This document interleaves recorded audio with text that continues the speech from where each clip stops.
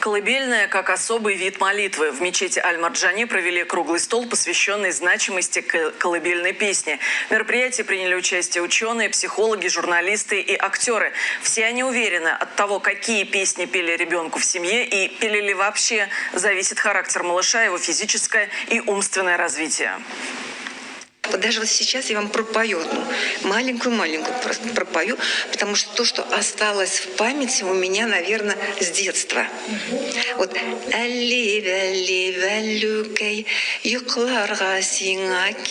Клинический психолог Галия Миникуловна до сих пор помнит колыбельную, которую ей пели в детстве, а сейчас, в зрелом возрасте, признает тот факт, что мелодичный голос матери оказывает влияние на психику и умственное развитие ребенка. Плачущий малыш намного быстрее успокоится от маминого ласкового голоса, нежели от звука смартфона или мультфильма. На сегодняшний день уже гаджеты, и телефоны все различные, радионяни, там еще какие-то есть, даже коляски есть, которые усыпляют, там какие-то музыка там включается, все различные все есть.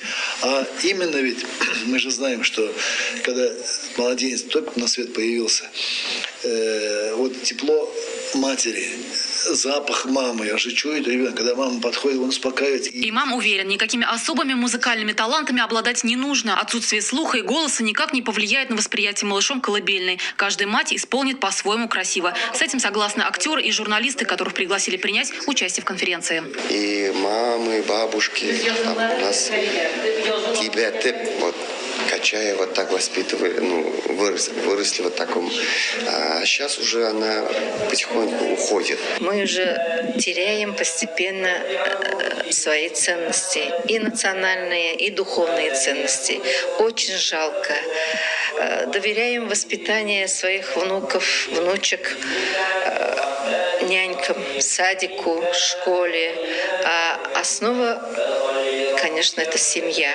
Все основы закладываются в семье, поэтому перекладывать ответственность на детские сады и школы не стоит, уверены ученые. Результат может вас разочаровать. Петь колыбельные могут и должны не только матери, но и отцы. Так Амир Мамин, признается, напевал своим детям успокаивающие мотивы. Вы знаете, наверное, я не блещу такими большими музыкальными способностями, но для моих детей я, наверное, был первым артистом. Они, наверное, были не просто именно, что какая-то общепринятая колыбельная песня. Возможно, это был придуманный набор слов, именно который выражает мои чувства к моему ребенку. Колыбельную можно сравнить с молитвой. Она также успокаивает и устанавливает связь, но не с Богом, а со своей матерью. Желательно при этом не ограничиваться стихотворениями Габдуллы Тукая, а обратиться к напевам, которые исполнялись предками в вашей семье. В рамках круглого стола проводится конкурс на лучшую колыбельную, однако призовые места здесь не так важны. Главное – сохранить и передать традиции будущему поколению. Алия Абрарова, Максим Малов, телеканал «Эфир».